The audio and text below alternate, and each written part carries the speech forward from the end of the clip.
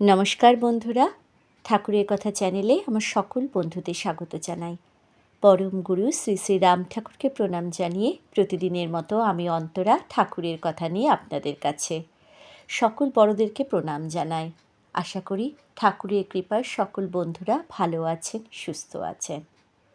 আজ ঠাকুরের কথায় আমি নাম আশ্রয় নিয়ে কথা বলবো, নামের আশ্রয় নিয়ে।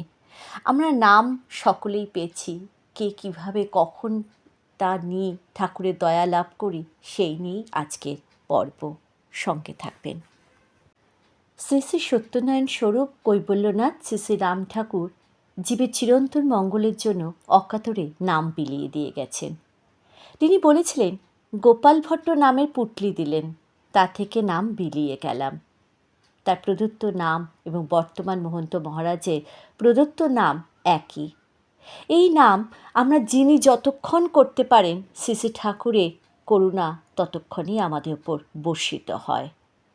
সংসারে নানা ঝামেলায় পড়ে আমরা সকলেই নাম ঠিকমতো করে উঠতে পারি না, আর খুব সুখের মধ্যে থাকলেও নাম করার কথা আমাদের মনে আসে না। অথচ যথাযথভাবে নাম না করলে ঠাকুরের দয়া লাভ হয় না। শ্রী শ্রী ঠাকুর লিখেছেন, জীবগণ ভ্রান্তিবশত কর্তা হইয়া মায়ার শক্তিকে কলুষিত করিয়া অহংকার বশত নানান উপাধি ধারণ করিয়া থাকে। তাহাতে প্রাক্তনে নানানভাবে বাসনা জন্মাইয়া জীবগণকে ভগবানের স্বরূপ জানিতে দেয় না। যে ভগবানের দাস হইয়া থাকে তাহার কোনো কর্মের অনুষ্ঠান কি সাধন ভোজন করিতে হয় না। যেমন জয় বিজয় নারায়ণের দাস, তাহাদের প্রারব্ধে কিছু করিবার অধিকার থাকে না। যেমন ভগবানের সারথি সুমন্ত, তার রথ চালানো ছাড়া আর কি করবে? তার নিকটেও কোনো প্রারব্ধ থাকে না। নামে পড়িয়া থাকিবার নাম হয়েছে নাম করা, অর্থাৎ সমস্ত অবস্থায় তাহারই কর্ম করিতে হয়। দেহের জন্য কর্তা না হইয়া কেবল কর্ম করিয়া যাইতে থাকুন, কোনরূপে অভাবে পড়িবেন না।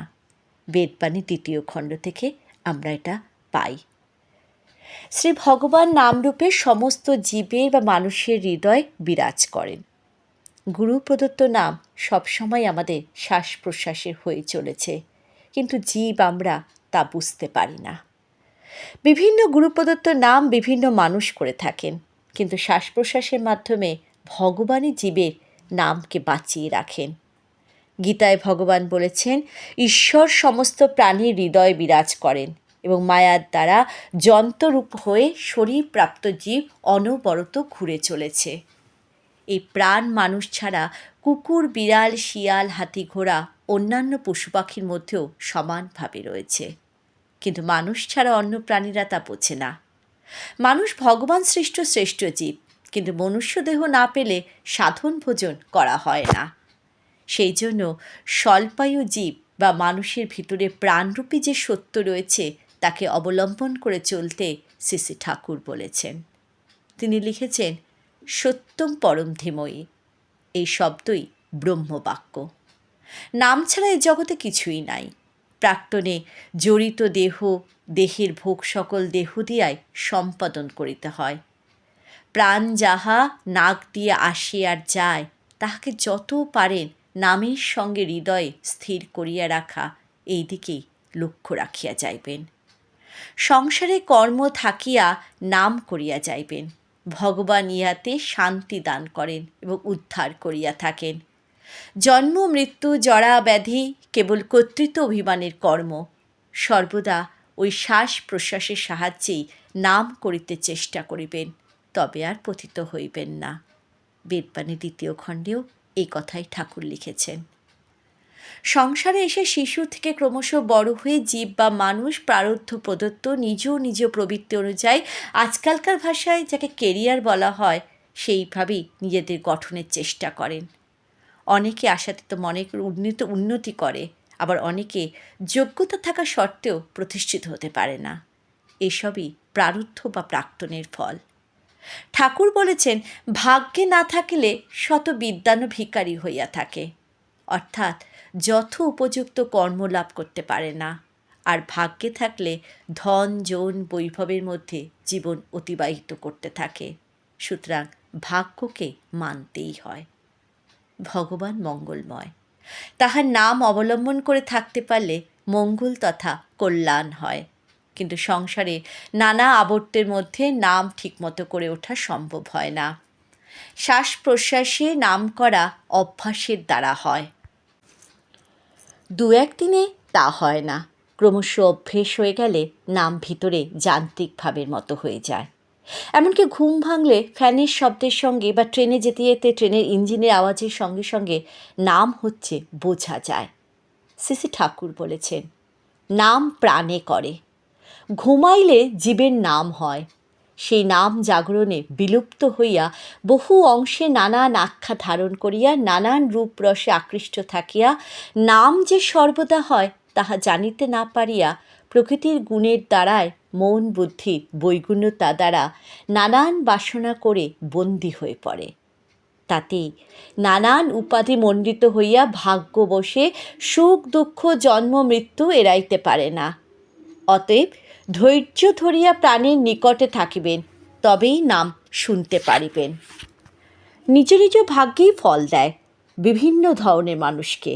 সেই ভাগ্য ভোগ করতে জীব বা মানুষ বাধ্য, তার অতিক্রমের চেষ্টা বৃথা। সর্বদা সহিষ্ণুতাকে আশ্রয় করে ভাগ্যফল ভোগ করতে শ্রী ঠাকুর বলেছেন। কেননা ভোগ না করলে প্রাক্তন ছাড়বে না, ভোগ করতেই হবে। তবে প্রারব্ধের ক্ষয় হবে, অনেকের দুঃসময় কেটে সুসময় আসবে, আবার অনেকের বর্তমান অবস্থা থেকে খারাপ অবস্থায় পড়বে। তাহলে কি উপায় জীবের? শ্রী ঠাকুর বলেছেন, প্রারব্ধ ভুঞ্জ মানানি গীতার ধ্যান পরায়ণা। ইহাই সত্য, অর্থাৎ নামই সত্য। নাম বই আর কিছুই নাই। যেই নাম সেই ভগবান। নিষ্ঠার ভাবেই তাহাকে লাভ করিয়া থাকে। সর্বদা নাম নিয়া থাকিবেন। অদৃষ্ট চক্রে সকল চালিত হইয়া থাকে। বেদবাণী ৩য় খণ্ডে ঠাকুর একথাই লিখেছেন। নামের গুরুত্ব শ্রী ঠাকুর বহুবার বহু চিঠিতে লিখেছেন এবং তার জীবৎকালেও বলে গেছেন। তিনি লিখেছেন, নাম এবং ভগবান একই পদার্থ। নাম সর্বদা হৃদয়ে থাকিলে নাম প্রতিষ্ঠা এবং চৈতন্য হইয়া থাকে। নাম করিতে করিতে ভালো লাগুক মন্দই লাগুক, নামেই উদ্ধার করিয়া নিবে। গ্রহরূপী জনার্দন ভগবানের নাম করিতে করিতে গ্রহ বৈগুণ্য সকল সহজ ভোগে কাটিয়া যায়। বেদবাণী ৩য় খণ্ডে ঠাকুর এ কথাই বলেছেন। শ্রী ঠাকুর বলেছেন, অপার করুণাপদ ভগবান সংসারে বিস্তার করিয়া রাখিয়াছেন। জীব তার ইচ্ছা বা বাসনা অনুযায়ী সবটুকু পেতে চায়। ভাগ্যে না থাকলে বাসনা কিছু অংশও পূরণ হয় না, আবার ভাগ্যে থাকলে বাসনা সবটুকু না হলেও অনেকাংশই পূরণ হয়, কিন্তু বাসনার নিবৃত্তি হয় না। ঘি আগুনে দিলে আগুনের শিখা বেড়ে উঁচুর দিকে ওঠে, কমে না। ঠিক তেমনি বাসনার পূরণ করার ব্যবস্থা করতে করতে বাসনা বেড়েই চলে, কমে না। রজগুণ সম্পন্ন জাগতিক দিক থেকে সৌভাগ্যশালী মানুষ বা জীব অহরহ নিত্য নতুন বাসনা পূরণ করার চেষ্টা করে সফলও হয় অনেক সময়, কিন্তু মৃত্যু পর্যন্ত বাসনার শেষ হয় না। তাই যিনি বাসনা মুক্ত, অর্থাৎ যার কোনো অভাব নেই, সেই শৈরজ্যপূর্ণ শ্রী ভগবানের আশ্রয় পেলে বা নাম পেলে সব বাসনা ওই নামের দিকেই ধাবিত হয় এবং ক্রমশ শ্রীগুরুর কৃপায় তখন সন্তুষ্টির দিকে মানুষের মন যেতে পারে। তখনই সাধনা শুরু হয়। তখন পাওয়ার ইচ্ছে যে বস্তুকে, তা না পেলে অল্প পেলেও মানুষ বা জীব ঈশ্বর অনুগ্রহে সদা সন্তুষ্ট থাকতে পারে নামের অধীন হয়ে। শ্রী ঠাকুরের ভাষায়, অহংকার হইতে সীমাবদ্ধ জীব হয়ে শিবত্ব ভুলিয়া মনোবুদ্ধির তারতম্য বিকারে পড়ে প্রকৃতির গুণের দ্বারা পরিচালিত হয়। অতএব প্রকৃতির গুণের তরঙ্গ না যাইয়া শান্তির নিকটনে বাস করিতে চেষ্টা করাই বুদ্ধিমানের কর্ম। নিজ নিজ অধিকারের দাবি না করে কর্তব্য সম্বন্ধে যত্ন করাই ধর্ম।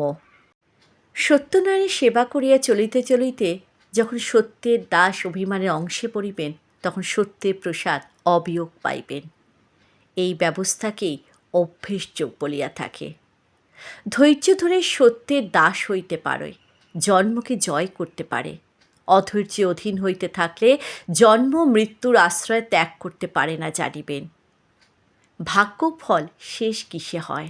শ্রী শ্রী ঠাকুর লিখেছেন, ভগবানকে লাভ করিতে না পারিলে সংসারে ভাগ্যফল শেষ করিবার কোনো শক্তি নাই।